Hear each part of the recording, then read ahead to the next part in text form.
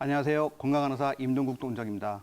오늘의 한의학 항식은 미병과 보약이라는 개념으로서 한의사 하면은 첫 번째 떠오르는 이미지가 보약이시잖아요. 거기에 대해서 한번 자세히 알아보도록 하겠습니다.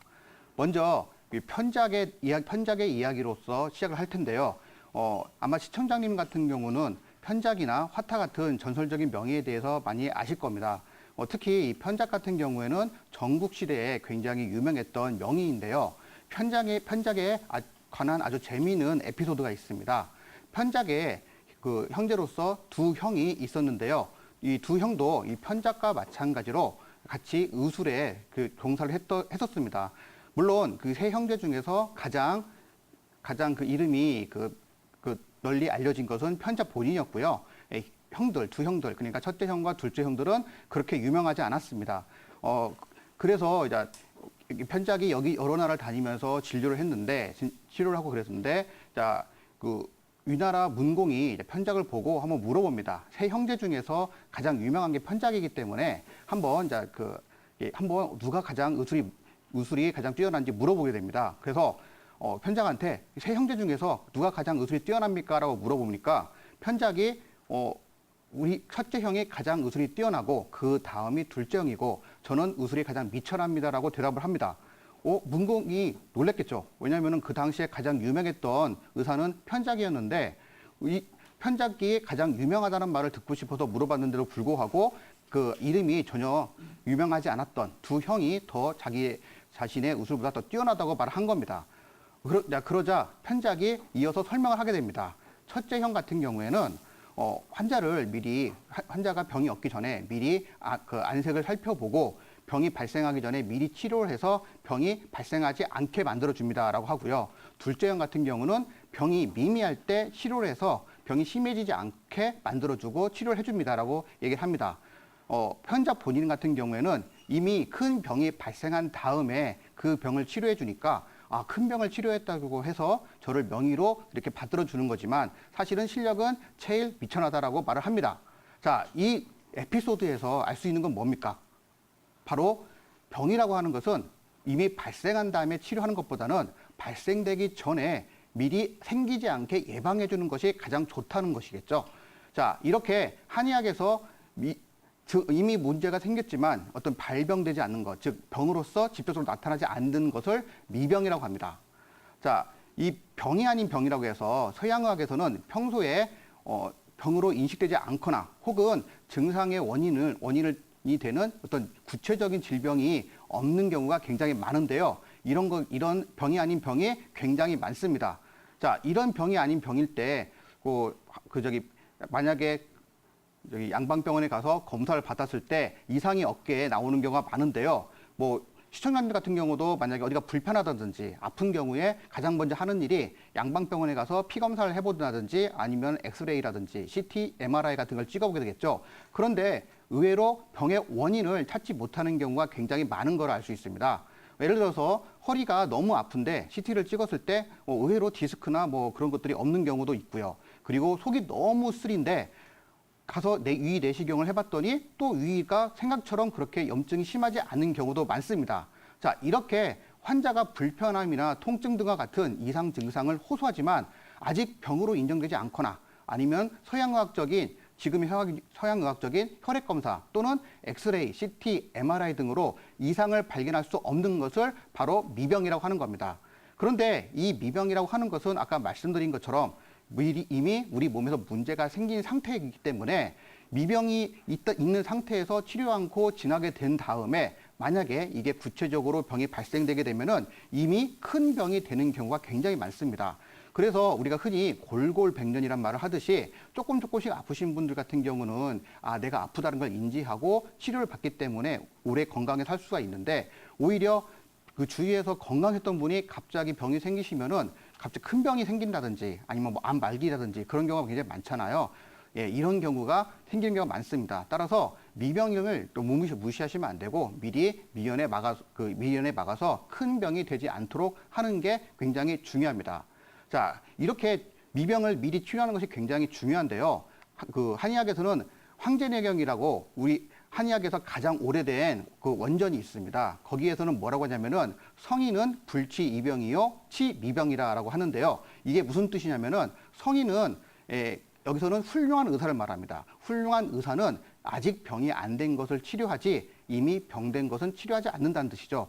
그러니까 아까 말씀드린 것처럼 편작의 경우처럼 이미 병이 된 것을 치료하는 것보다는 병이 발생하기 전에 치료를 해서 그 병이 나타나지 않게 만드는 것이 더 중요하다는 거죠.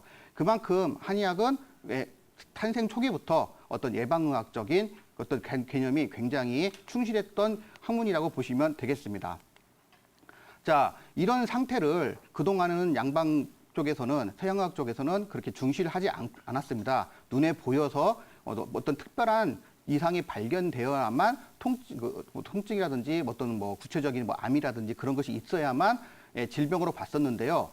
이렇게 어떤 문제가 없는데도 불구하고 불편한 증상을 호소하시는 분들이 늘다 보니까 이런 상태에 대해서 연구를 하게 됩니다. 그래서 요즘은 건강 상태라고 규정을 해놨는데요. 아자는 버금아자죠. 그러니까 병은 없는데 건강한 상태에 버금가지만 그렇지만 문제가 있는 상태라는 뜻이 되는 거죠. 그래서 신체적으로나 정신적으로 건강한 상태에서 이미 벗어나서 질병으로 이렇게 진행되고 있는 과도기적 상태를 말합니다.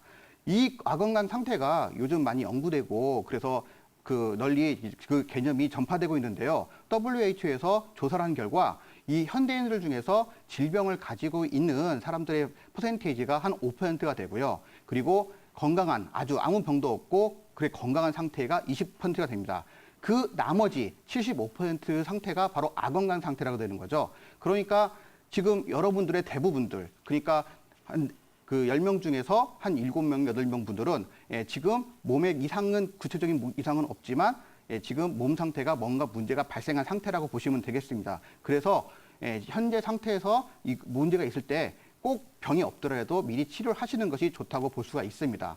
자, 이 아건강 상태에서 가장 대표적으로 나타나는 증상이 뭐냐면은 만성피로증후군입니다. 만성피로증후군을 한의학에서는 허로라고 하는데요. 허로라고 하는 거에 정확한 정의는 다른 질환 없이 휴식을 취해도 그 피로 증상이 6개월 이상 지속되면서 풀리지 않는 걸 말합니다. 여러분 시청자분들이 일을 많이 한다든지 밭에 가서 일을 한다든지 아니면 신경을 많이 쓰다든지 스트레스를 많이 받는다든지 아무튼 그런 일이 있으면 당연히 몸이 피곤하게 되겠죠. 그거는 원인이 뚜렷하게 있습니다. 만약에 일을 많이 했다. 그러면 육체적으로 좀 쉬면 되고요. 그리고 스트레스를 많이 받았다. 그러면 그 스트레스 상태를 벗어나면은 해결이 되겠죠. 그럴 경우에는 피로감이 다시 회복되게 되는데 이런 경우는 아무런 그런 원인도 없이 계속 피곤한 겁니다. 그런데 의외로 이런 피곤함을 갖고 계신 분들이 굉장히 많잖아요. 전부 다 만성피로증후군을 갖고 있다라고 보셔도 무방할 것 같습니다. 보통 이럴 때 한의원에 내원하셔서 보약을 처방받기 원하시는데요. 보약을 이럴 경우에 그 상태에 맞게 처방을 받아서 복약하시는 경우는 좋은 효과를 보시는 경우가 굉장히 많습니다. 자, 만성피로증후군, 즉 허로를 자가 진단하는 법에 대해서 한번 알아보면요. 첫 번째로는 아침에 일어나기 힘듭니다. 모든 분들이 많이 이런 경우를 대해서 느끼시죠. 그리고 운동 후에도 개운하지 않고 오히려 피로감이 심해집니다. 자, 보통 운동을 하는 이유는 우리가 건강하기 위해서 하는데 운동을 한 다음에 만약에 몸이 가뿐하지 않고 오히려 피곤해진다고 한다면은 그것은 운동이 아니라 노동이 되는 겁니다. 그래서 시청자님들도 운동을 하실 때 무조건 남의 하는 만큼의 운동을 하시면 안 되고요. 이제 본인의 어떤 체력에 맞게 운동하시는 것이 좋습니다. 저기 써 있는 것처럼 개운할 정도로 운동하는 게 좋고요. 그다음에 저혈압인 경우에도 대개 만성피로증후군인 가능성이 높습니다. 그리고 앉았다 일어날 때 어지러울 경우가 있다겠죠. 이런 경우를 기립선 현혹이라고 하는데 아마 이런 경우도 꽤 많이 갖고 있는 걸 아실 수 있습니다. 그래서 이런 경우에도 내 몸 상태가 정상이 아니구나라고 느끼시면 되고요. 그리고 특히 이제 어머님들이 오셔서 기억력이 옛날보다 많이 떨어졌다라는 얘기를 많이 하게 되는데요. 집중력, 기억력이 전부 다 감퇴됐을 때도 만성피로증후군을 의심해 볼 수가 있습니다. 그리고 신경을 쓰고 나면은 피로감이 심해지거나 지친다고 그러죠. 우리가 흔히 신경을 많이 쓰면은 피가 마른다는 표현을 쓰는데요. 그만큼 우리 몸에서 기혈 소모가 심하기 때문에 만성피로증후군, 즉 허로로 빠질 가능성이 높게 되는 겁니다. 그리고 오히려 피곤한데도 잠자기가 힘들어집니다. 우리가 적당히 피곤하면은 골아 떨어지죠. 그런데 가끔 너무 피곤한데 오히려 잠을 못 자는 경우가 있으실 겁니다. 이런 경우는 오히려 몸이 굉장히 많이 심하게 허해졌기 때문이라고 생각하시면 될 것 같아요. 그리고 감기나 구내염 같은 경우도 자주 걸리게 되는 경우가 많습니다. 자, 이 만성 피로 증후군을 치료할 때는 가장 첫 번째는 뭐냐면은 가장 근본적으로 한약을 복용하시는 겁니다. 오장육부와 기혈 중에서 어디가 허해지는가를 진단을 해서 거기에 맞춰서 한약을 투여하게 되는 것이죠. 한약 투여가 가장 기본이 되고요. 그 다음에 침구 치료를 보조로 쓰게 됩니다. 침 치료는 우리가 기가 막혀서 돌지 못하는 것을 돌려서 혈액순환을 도와주게 되고요. 틈 같은 경우는 양기를 넣어줘서 좀 체력을 보강시켜주는 역할을 합니다. 자, 그리고 약침 치료를 같이 하는 경우가 있는데요. 약침이라고 하는 것은 한약재에서 추출해서 약액, 그러니까 마치 주사처럼 만들어서 투입을 하는 건데 이 약액 같은 경우를 바로 우리 몸속에 들어가기 때문에 먹는 거에 비해서는 효과가 굉장히 빠릅니다. 뭐 산상약침이라든지 자거약침 같은 예가 있는데요. 효과가 빠른 대신 조금 효과가 지속되는 시간은 좀 짧습니다. 그래서 약침 치료와 한약 치료를 같이 병행하는 거면은 효과도 빨리 보고 꽤 오래 지속되는 그런 두 가지 시너지 효과를 낼 수가 있습니다. 그리고 기타 여러 가지 뭐 물리치료라든지 추나치료 등을 필요해서 우리 몸의 어디 안 좋은 부분을 해결해 주면은 더 좋은 효과를 볼 수가 있습니다.